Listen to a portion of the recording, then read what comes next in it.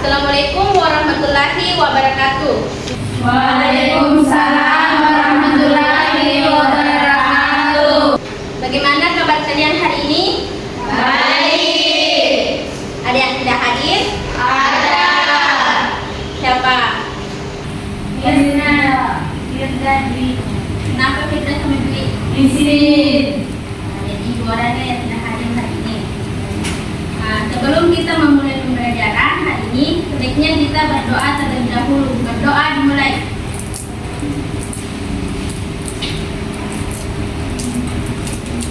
Berdoa selesai.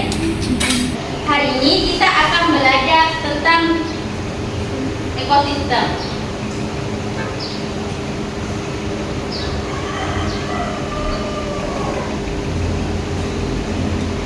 Adapun tujuan pembelajaran kita hari ini yaitu peserta didik mampu mengidentifikasi jenis-jenis ekosistem. Kedua, peserta didik mampu memahami konsep dasar ekosistem. Sebelum memulai pembelajaran hari ini, ada yang tahu apa itu ekosistem?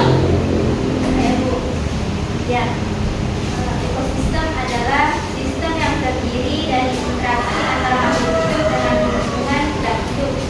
Ada yang lain? Saya.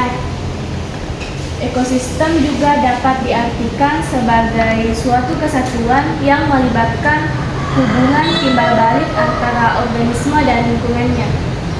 Ya, benar.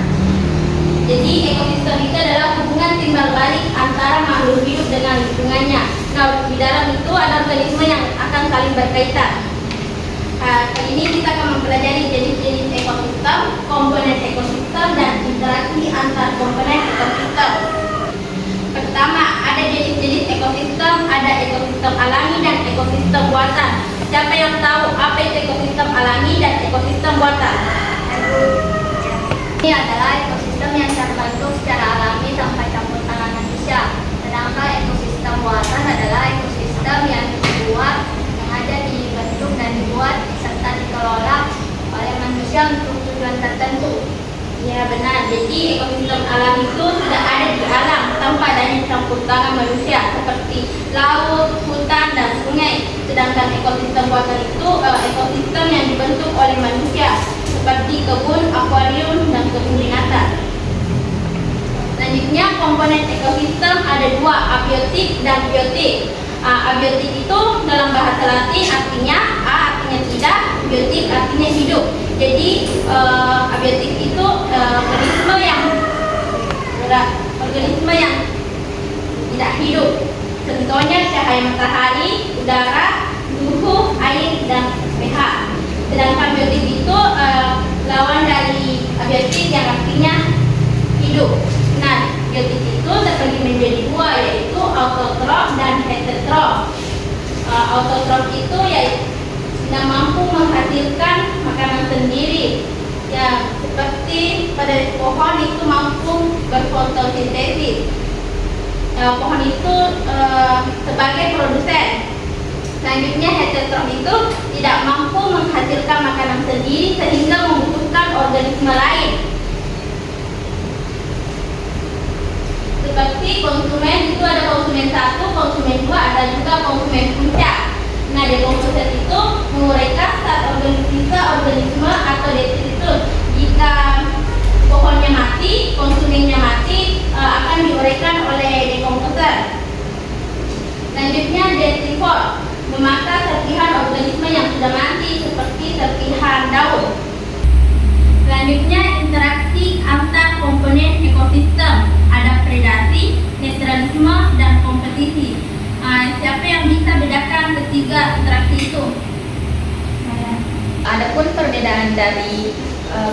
tiga komponen yang Ibu sebutkan tadi, yaitu predasi adalah interaksi antar organisme, di mana satu organisme atau yang disebut dengan predator memburu dan memakan organisme lain atau mangsa untuk kelangsungan hidupnya. Nah, untuk sedangkan netralisme itu hubungan antar organisme di mana kedua pihak tidak saling mempengaruhi baik secara positif maupun juga negatif.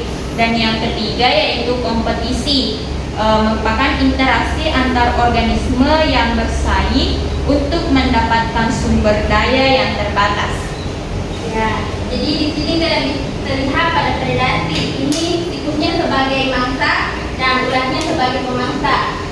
Pemangsanya itu tergantung banyaknya dari yang dimangsa. Jika yang dimangsa ini berkurang, maka populasi pemangsa pun juga ikut turun. Sedangkan di sini ada netralisme, yaitu interaksi yang tidak berpengaruh, tidak saling berpengaruh, seperti domba dan anjing. Nah, ini kan domba makan rumput, sedangkan anjing memakan daging, jadi tidak saling berpengaruh. Selanjutnya di kompetisi ada interspesifik dan intraspesifik. Interspesifik ini kompetisi antara spesies yang berbeda. Contohnya dia itu berkompetisi dalam hal makanan, perebutan makanan. Sedangkan intraspesifik ini dua spesies yang sama saling berkompetisi dalam hal makanan, wilayah ataupun pesanan. Selanjutnya interaksi pada mutualisme dan parasitisme. Mutualisme itu interaksi yang saling menguntungkan. Contohnya kupu-kupu dan bunga.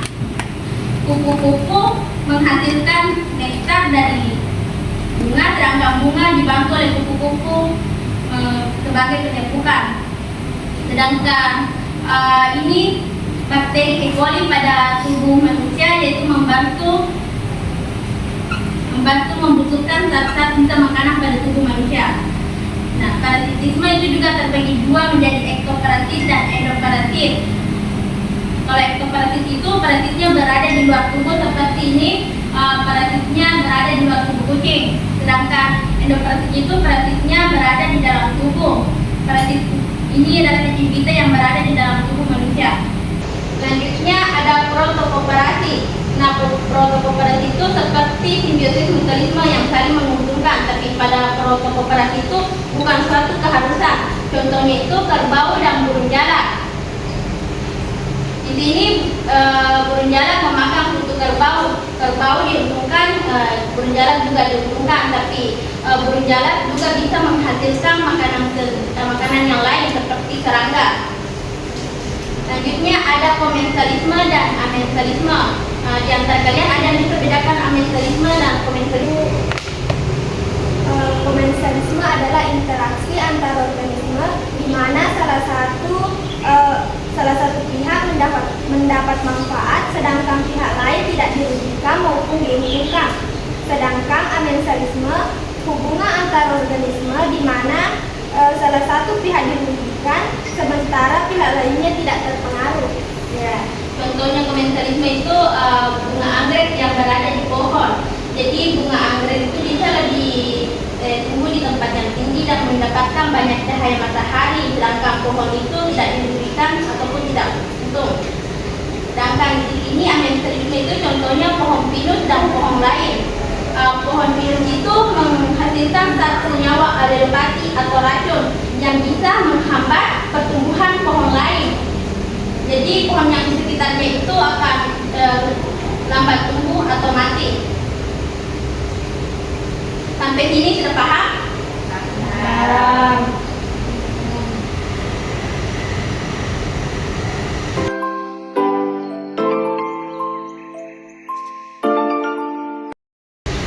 Saatnya game.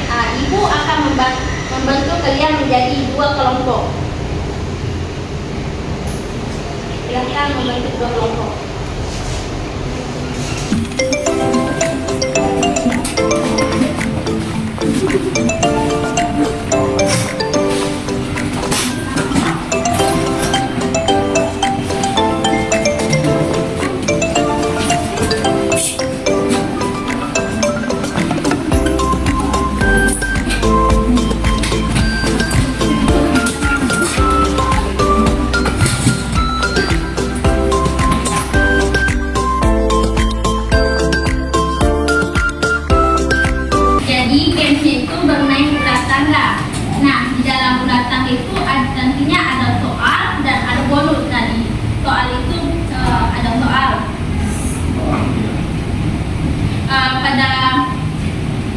Itu intinya mendapatkan 10 poin, maju 2 langkah dan maju 3 langkah. Kalau pada soalnya itu setiap kelompok yang menjawab soal itu akan diberikan 10 poin. Jika tidak menjawab, diberikan kelompok lain menjawab, tapi yang kelompok tidak menjawab tadi itu disuruh mundur 1 langkah. Jika setiap menjawab pertanyaan dengan benar, maju 4 langkah. Sudah paham? Sudah membentuk kelompok? Setiap kelompok menunjuk tiong terkaitnya. Nah, melempar dadu.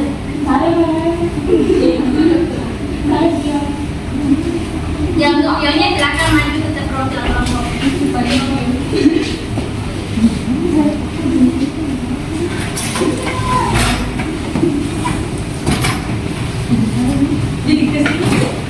Sini.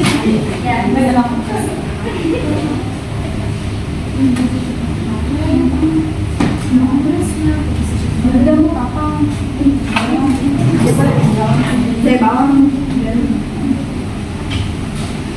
di beda tempat kita kalau kotanya di beda tempatnya.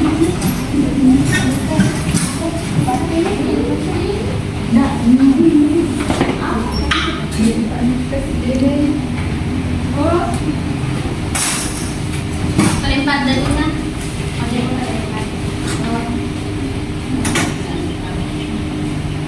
Sudah mengerti permainannya? Mengerti. Belakang kelompok 1, kelompok 2. Silakan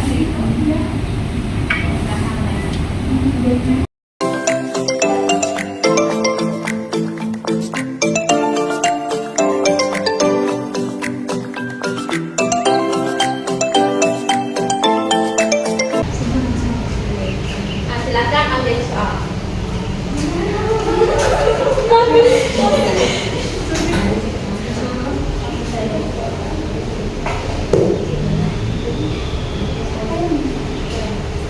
Ada kelompok 2, dengarkan pertanyaannya baik-baik. Jika populasi pengurai dalam ekosistem berkurang, maka dampaknya adalah A. Limbah organik akan terurai lebih cepat. B. Limbah organik menumpuk dan siklus nutrisi terganggu. C. Populasi produsen akan meningkat. D. Tidak ada pengaruh pada siklus energi. D. Ya benar, maju pertama. Soal lagi. Kelompok 2 mendapatkan 10 poin.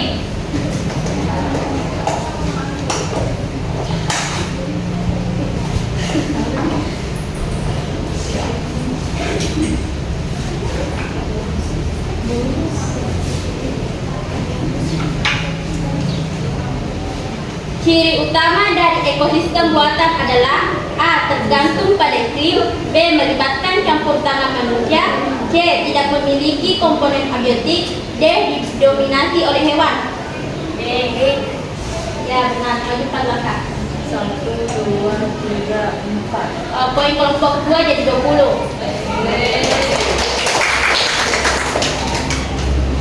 Baik.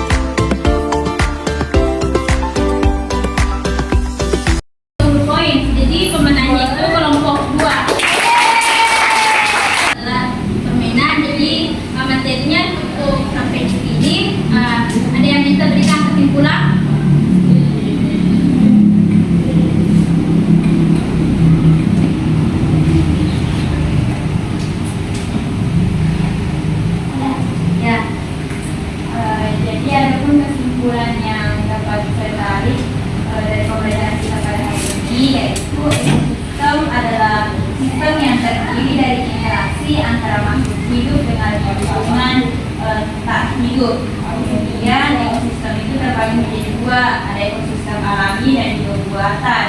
Kemudian ada pula komponen dari ekosistem, yaitu predasi, netralisme, dan juga kompetisi. Mungkin Untuk hari ini cukup sampai sekian. Minggu depan kita akan belajar tentang aliran energi. Lebih dan kurangnya